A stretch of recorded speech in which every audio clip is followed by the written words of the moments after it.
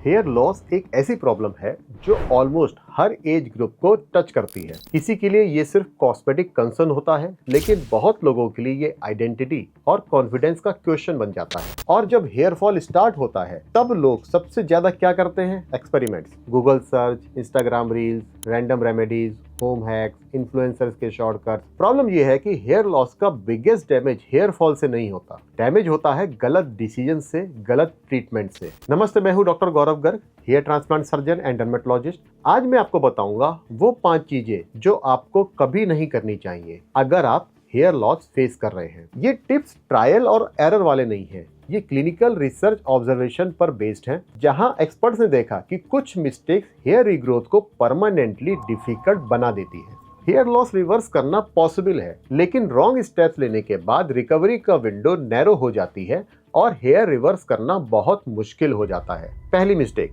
हर hair loss case में steroid injections का unnecessary use. बहुत बार लोग डर्मेटोलॉजिस्ट या जनरल फिजिशियन के पास जाते हैं और उन्हें क्विक सॉल्यूशन चाहिए होता है। कुछ सिचुएशंस में स्कैल्प पर स्टीरॉयड इंजेक्शन दिया जाता है क्योंकि स्टीरॉयड्स इन्फ्लेमेशन रिड्यूस करते हैं। लेकिन यहाँ सबसे इम्पोर्टेंट चीज समझना जरूरी है कि हर हेयर लॉस इन्फ्लेमेटरी या ऑटोइम्यून नेचर का नहीं होता। Steroid injections primarily alopecia areata जैसे ऑटोइम्यून कंडीशन या सर्टेन स्कारिंग एलोपेशिया केसेस में हेल्पफुल होते हैं, जहां इम्यून सिस्टम हेयर फॉलिकल्स को अटैक करता है। लेकिन majority hair loss cases genetic androgenic alopecia, hormonal imbalance, stress induced telogen effluvium या न्यूट्रिशनल डेफिशिएंसी से रिलेटेड होते हैं। अगर बिना क्लियर डायग्नोसिस के स्टीरॉयड इंजेक्शंस यूज किए जाते हैं तो स्कैल्प का नेचुरल इम्यून बैलेंस डिस्टर्ब हो सकता है। लॉन्ग टर्म स्टीरॉयड एक्सपोजर से skin thinning, local immunity reduction, fungal overgrowth और माइक्रोबियल इम्बैलेंस का रिस्क बढ़ सकता है। कुछ केसेस में स्कैल्प एट्रोफी तक डेवलप हो सकती है, जहां स्किन स्ट्रक्चरली वीक हो जाती है। इसलिए एग्रेसिव ट्रीटमेंट तब तक अवॉइड करना चाहिए जब तक एग्जैक्ट कॉज कंफर्म ना हो। हेयर लॉस का ट्रीटमेंट सिम्टम सप्रेस करना नहीं, रूट कॉज आइडेंटिफाई करना होता है। मिस्टेक नंबर 2, ओवरनाइट ऑयलिंग करना। इंडियन कल्चर में ऑयलिंग डीपली रूटेड है और जनरेशन से लोगों ने ऑयल को हेयर नरिशमेंट का सिंबल माना है। जब हेयर फॉल स्टार्ट होता है तो लोग ऑटोमेटिकली ऑयलिंग फ्रीक्वेंसी और ड्यूरेशन बढ़ा देते हैं। लॉजिक सिंपल लगता है कि अगर ऑयल हेयर को नरिश करता है तो ज्यादा ऑयल और ज्यादा बेटर होगा। लेकिन स्कैल्प एक कॉम्प्लेक्स इकोसिस्टम है जहां natural sebum, sweat, micro organism और एक्सटर्नल एनवायरनमेंट कॉन्स्टेंटली इंटरेक्ट करते हैं। जब हैवी ऑयल लेयर्स ओवरनाइट छोड़ दी जाती हैं तो स्कैल्प पर ऑक्लूजन क्रिएट होता है। ये ऑक्लूसिव एनवायरनमेंट हीट और ह्यूमिडिटी ट्रैप करता है, जो यीस्ट और बैक्टीरियल ग्रोथ को प्रमोट कर सकता है। Excess oil buildup hair follicles के ओपनिंग्स ब्लॉक कर सकता है, जिससे इरिटेशन और शेडिंग वर्सन हो सकती है। इवन बेनिफिशियल ऑयल्स जैसे कोकोनट ऑयल या कैस्टर ऑयल कंट्रोल ड्यूरेशन के लिए ही यूज करने चाहिए।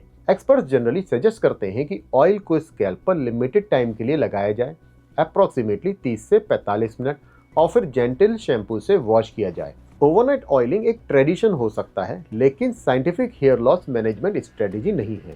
तीसरी मिस्टेक, मिनॉक्सिडिल को सडनली बंद करना। मिनॉक्सिडिल एक वाइडली स्टडी टॉपिकल ट्रीटमेंट है जो हेयर ग्रोथ फेज को एक्सटेंड करता है और डॉर्मेंट फॉलिकल्स को एक्टिवेट करने में हेल्प करता है। लेकिन बहुत लोग जब इनिशियल रिजल्ट्स देखते हैं तो या तो कंप्लेसेंट हो जाते हैं या फिर किसी रीजन से ट्रीटमेंट अचानक बंद कर देते हैं।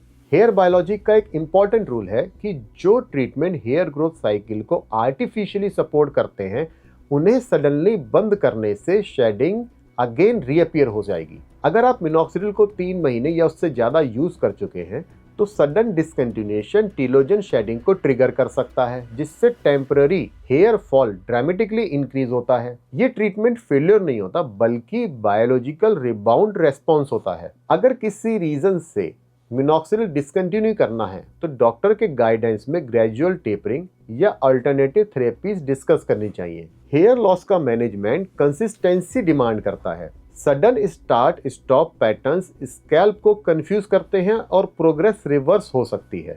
मिस्टेक नंबर 4, हेयर फॉल देखकर हेयर वॉश को बंद कर देना। जब लोग शॉवर में हेयर स्ट्रैंड्स गिरते देखते हैं तो नेचुरली उन्हें लगता है कि शैम्पू करना हेयर फॉल को और बढ़ा रहा है, इसलिए वो वॉशिंग फ्रीक्वेंसी रिड्यूस कर देते हैं।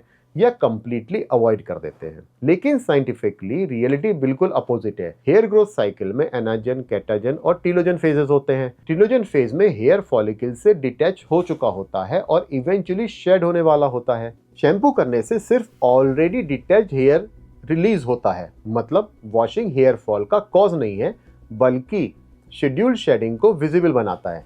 अगर स्कैल्प को रेगुलरली क्लीन नहीं किया जाता तो oil buildup, sweat residue, pollution particles और माइक्रोबियल ग्रोथ इंक्रीज होती है। ये फैक्टर्स इन्फ्लेमेशन क्रिएट करते हैं और long term hair loss worsen कर सकते हैं। स्कैल्प हेल्थ का एनवायरनमेंट मेंटेन करना एसेंशियल है। जेंटल शैम्पू, सुटेबल फ्रीक्वेंसी और proper scalp hygiene hair preservation का बेसिक फाउंडेशन है। हेयर वॉश से डरना नहीं चाहिए, बल्कि करेक्ट टेक्निक अडॉप्ट करनी चाहिए।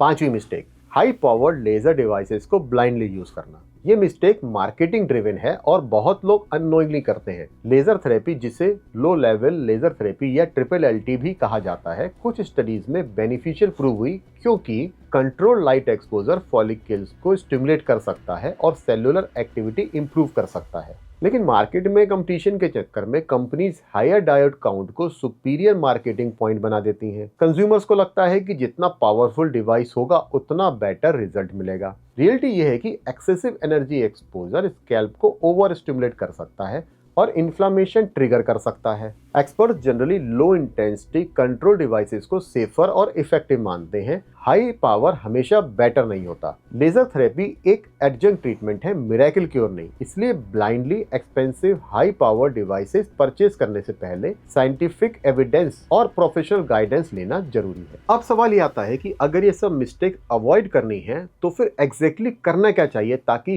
हेयर लॉस को स्लो किया जा सके या कंट्रोल किया जा सके।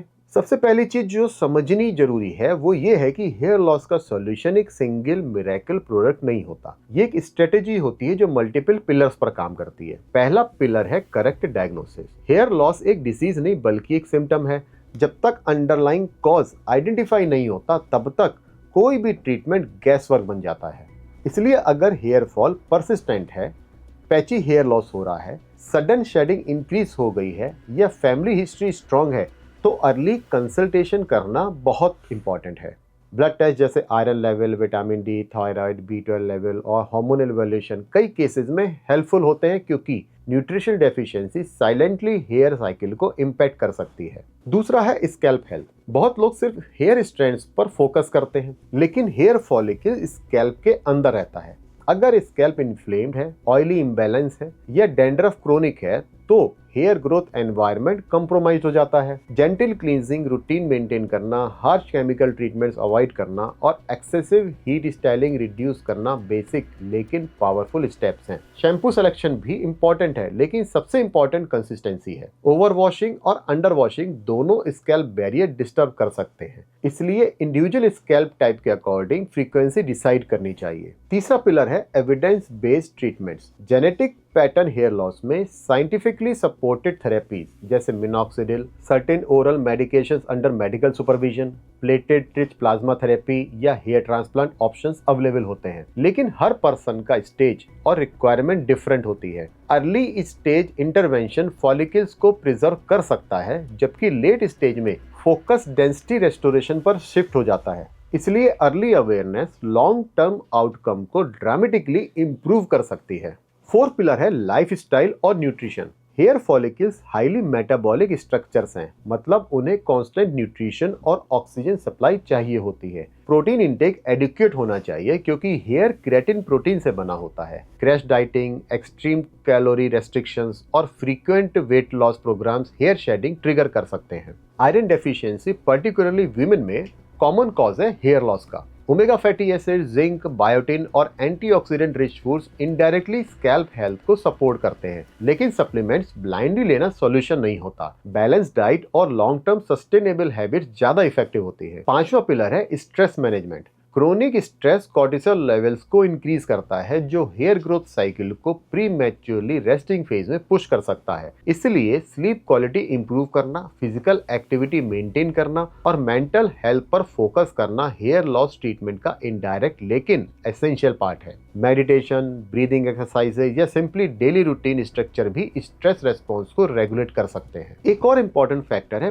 पेशेंस और रियलिस्टिक एक्सपेक्टेशंस। सोशल मीडिया पर बिफोर आफ्टर ट्रांसफॉर्मेशन देखकर लोग एक्सपेक्ट करते हैं कि रिजल्ट्स वीक्स में विजिबल हो जाएंगे, लेकिन हेयर बायोलॉजी स्लो है। विजिबल रीग्रोथ टिपिकली 3 से 6 महीने का प्रोसेस होता है और डेंसिटी इंप्रूवमेंट तो और भी ज्यादा लंबा टाइमलाइन डिमांड करती है। इसलिए ट्रीटमेंट स्टार्ट करने के बाद फ्रीक्वेंटली स्विच करना या हर न्यू ट्रेंड ट्राई करना प्रोग्रेस को डिस्टर्ब करता है। कंसिस्टेंसी ही सबसे पावरफुल थेरेपी है। एंड में एक बात याद रखिए, हेयर फॉल सिर्फ सरफेस इशू नहीं है, ये बॉडी का सिग्नल है कि कुछ इंटरनल या एक्सटर्नल बैलेंस शिफ्ट हुआ है। अगर आप सिग्नल को इग्नोर करते हैं या गलत अप्रोच लेते हैं तो प्रॉब्लम डीपन हो सकती है। लेकिन अगर आप अर्ली स्टेज में ही करेक्ट नॉलेज के साथ डिसीजन लेते हैं तो हेयर प्रिजर्वेशन और इम्प्रूवमेंट दोनों पॉसिबल है। तो फ्रेंड्स, यदि आपको ये मेरा वीडियो पसंद आया हो तो हमें कमेंट करके बताइए, हमारे चैनल को सब्सक्राइब कीजिए और इस वीडियो को जरूर लाइक कीजिए।